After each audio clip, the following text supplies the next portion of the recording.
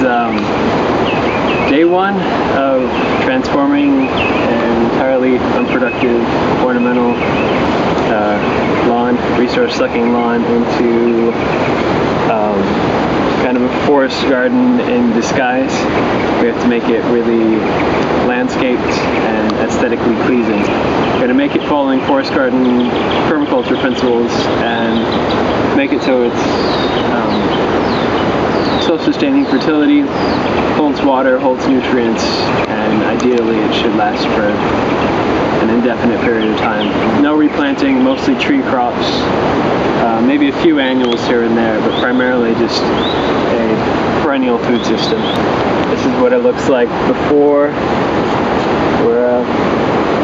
the project just started. It's just grass and ornamental plants. Hopefully most of this will get replaced with perennial edibles.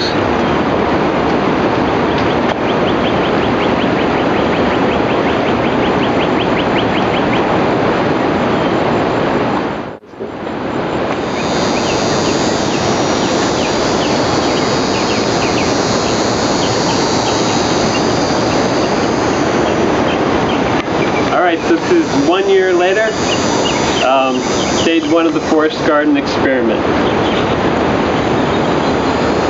And I'll show you how we did it.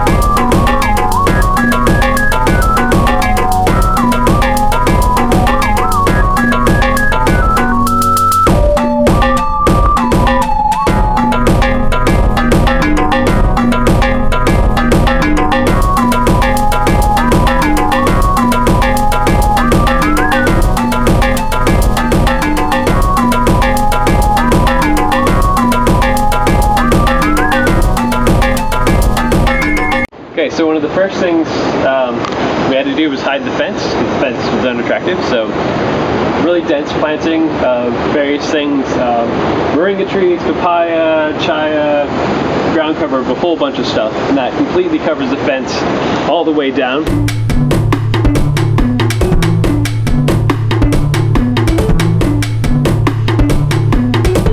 Pretty much the only thing we imported was horse manure.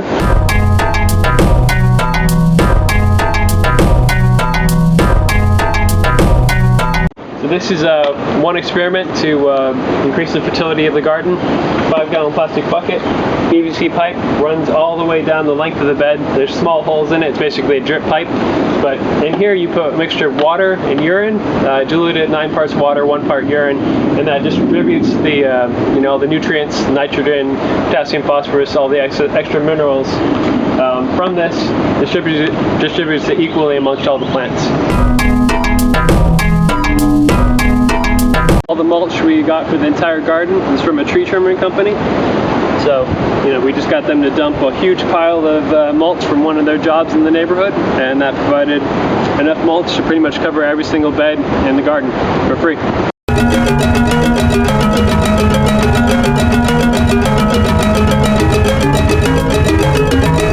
For the initial creation of the beds, we just dug down and made sunken paths, put the topsoil from there onto the beds, capped it off with about 1 inch of horse manure, and then mulch on top of that, and then just planted it super dense.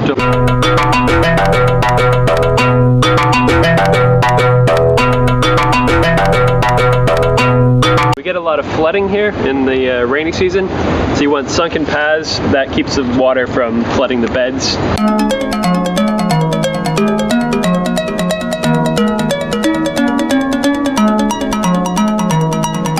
So for the borders of the bed, we just have a bunch of logs that we got out of people's front yards, yard waste.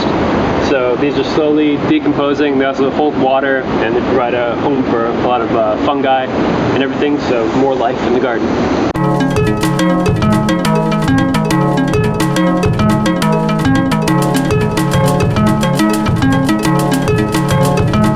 every bed has a overstory tree, the canopy layer. We just put these in a few months ago, so they're not very big. In this case, it's a cherry of the Rio Grande.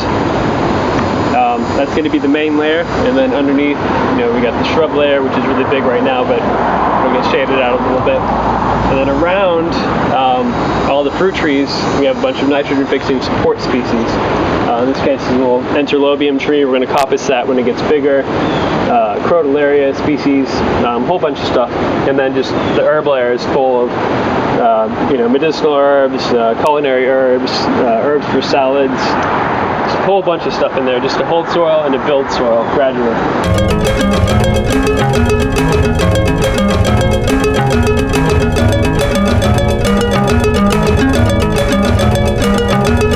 The density of the planting is rather extreme, just to hold the soil and start building living soil. Gradually, as the more productive canopy layers start getting larger, we'll start shading out the understory, and there'll be a decline of density. But all that biomass that these plants have created will work to build topsoil and feed these trees as they get established.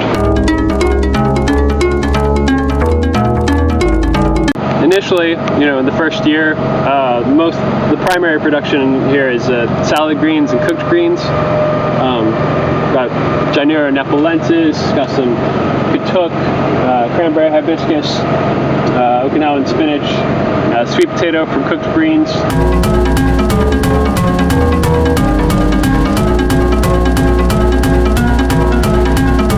Around every single fruit tree are the support species, the nitrogen-fixing species, and the dynamic mineral accumulators, like this giant Mexican sunflower.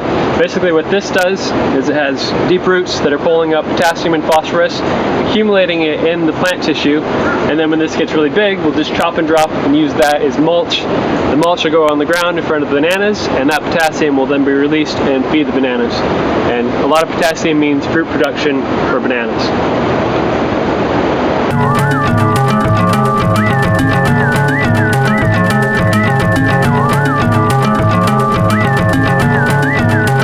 So in the herb layer, there's a lot of this bidens. It grows pretty much everywhere. And this is a perfect nectary plant that provides nectar for beneficial insects.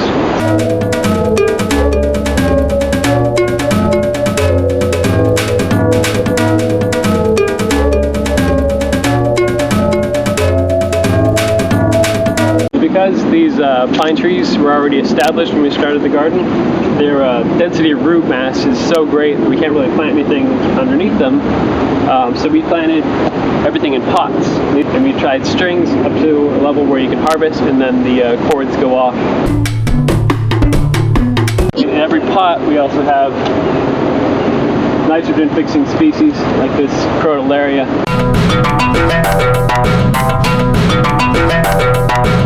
So I'm not allowed to plant anything on the septic tank, so in order to make use of all that sunlight, we ran cords and fishing line over the septic tank and have vines growing on it.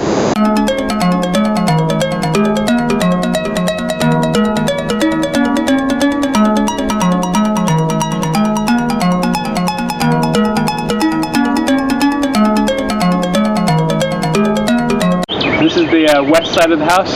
In the summertime it gets really hot, so in order to block all that heat, we ran strings from pots in the ground up to the roof and planted it with a bunch of different vines, edible salad greens, yams.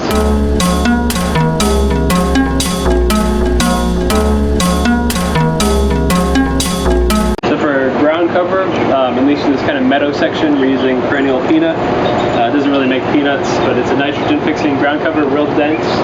It pulls nitrogen out of the air, fertilizes soil. The only thing you can eat on it is these little flowers.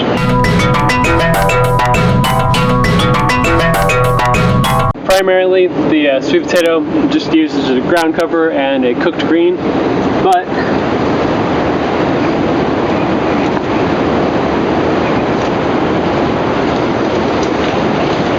they also produce sweet potatoes. All throughout the garden we've got ponds, mainly for wildlife habitat, but also for edibles, really productive edibles. These are just kiddie pools sunk in the ground, filled with mosquito fish. It's a Gambusia species.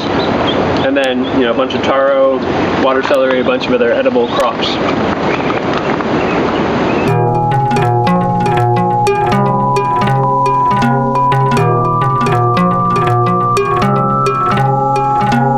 Eventually, trees like this macadamia nut tree will form the canopy layer, and the amount of food will shift from being primarily green salad stuff to being more of a staple crops like macadamia nuts, avocados, olives.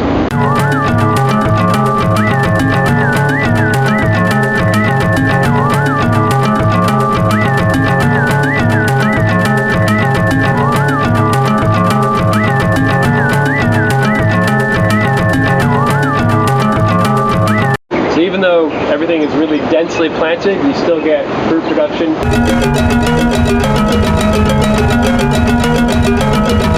We had to put up the deer fence because previously we had everything in the garden getting eaten by deer. So once that got up, everything inside the garden's cool, but everything that goes through the fence, you can see here it's cleanly trimmed off. The deer eat.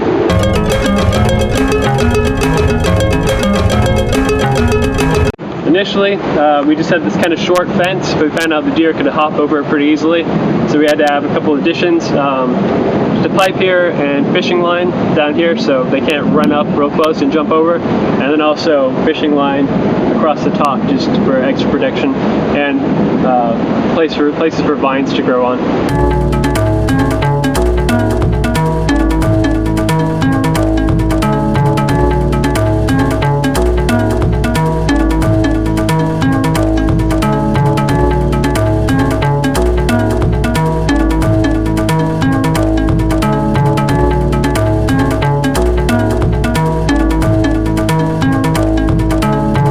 The only things we can plant outside the fence are stuff that the deer aren't going to eat. So these are moringa trees. We planted, grow from seedlings. This is 1 year later.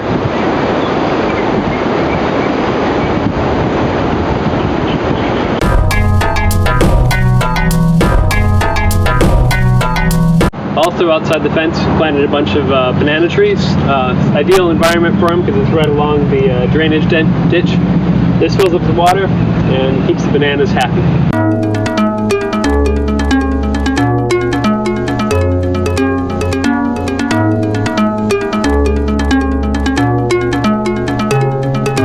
Right now we're pretty much in the middle of flooding and everything, so all our species that really like water are really happy, but you want to cover all your bases. So for everyone in a drought, we have some species that are adapted to dry lands. This is Peruvian apple cactus. You can see it's starting to make a bunch of fruit. Another species that's adapted to dryland conditions, chaya or tree spinach. It's really good cooked green. You definitely want to cook it. It does have some cyanide precursors in it, but it's delicious. Really nice texture, kind of like collards or kale.